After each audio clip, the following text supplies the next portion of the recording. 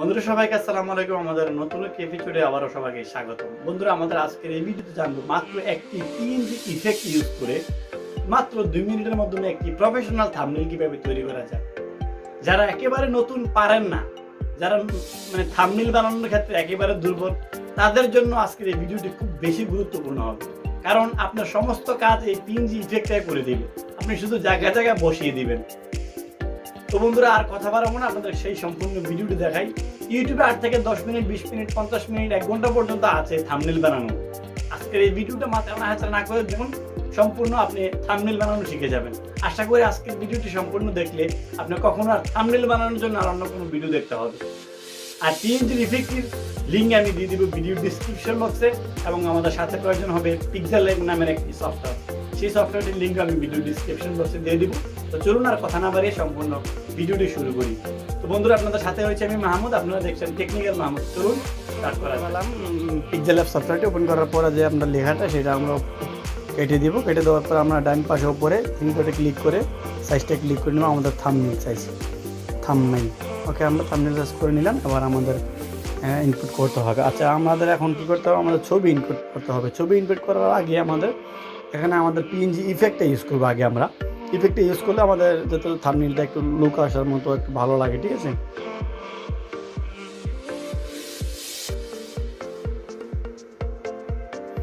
এই যে বন্ধুরা, আপনারা দেখবেন যে ইফেক্টটা কিন্তু সবসময় কালো থাকবে, আপনারা যে কোনো ধরনের কালার করতে পারবেন, ঠিক আছে? আচ্ছা, আমি কালার নিলাম। আমি এখানে কালারে ক্লিক করে দেবো। আমি কালারটা পরিবর্তন করব। আমার এখন লাল হয়ে গেছে, বেশিরভাগ ওপেন করলেই লাল হয়ে যায়। আমি এটাকে একটু কাস্টমাইজ করে নিব। আর ছবিটা এখানে বসাবার জন্য আমি ডাইরেক্ট কাস্টমাইজ করে নিয়ে দিই। আমি মোটামুটি সাদা লালে করে নিলাম। ওকে, আমি এটা লক করে নিব যেন এটা নড়াচড়া না করে আছে।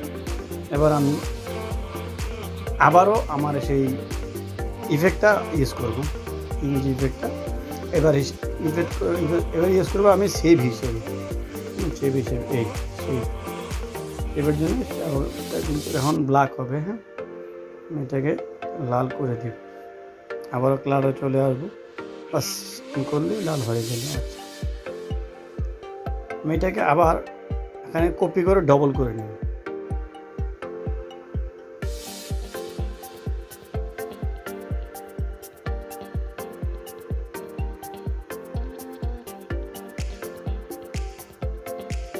আমি এটা আবার লক করে নেব যেন নড়াচড়া না করে। ওখানে লিখবো আমি কিভাবে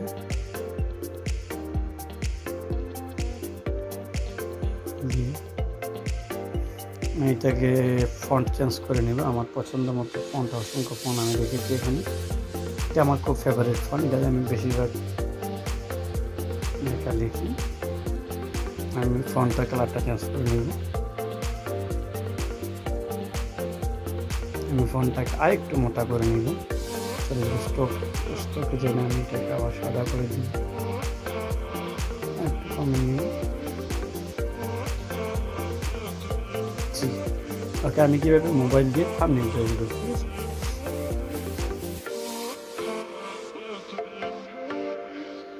এটা আমি আবার লক করে নিব যাতে নড়াচড়া না করে। তারপরে আমি আবার আমার ইয়েটা নিব, আমার এই যে কী বল ইফেক্টটা ইউজ করবো। আমি ইফেক্টটা দিয়ে সব কিছু করতে পারবেন আপনারা চাইলে। আবার সেটা আমি শেপ হিসেবে নিব, নিলাম শেপ। এটা আমার আসলে কি কালো, ঠিক আছে? এটা আমি আবার কালো রাখবো। তবে এটাকে আমি আবার কপি করবো, কপি করে ডবল করে নেব। আচ্ছা, এটা আবার লক করে নিব। আমি কীভাবে মোবাইল দিয়ে থাম্বনেল, হ্যাঁ লিখবো থাম্বনেল। থাম্বনেলটা আমরা একটু লুক আসার জন্য ইংলিশ করবো,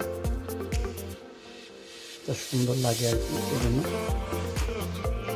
সেটার জন্য আমি একটা ফন্ট বেছে নিয়েছি, এটা করবো। সেটার কালারটা আমি চেঞ্জ করে নেব। আবার এটা হলুদ দিব। একটু আমি স্টপ করে দিব ব্ল্যাক।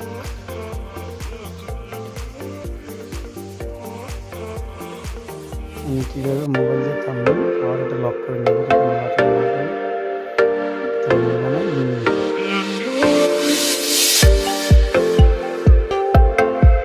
আমি আবারও শেপ নেব সেটা শেপ হিসেবে ইউজ করি।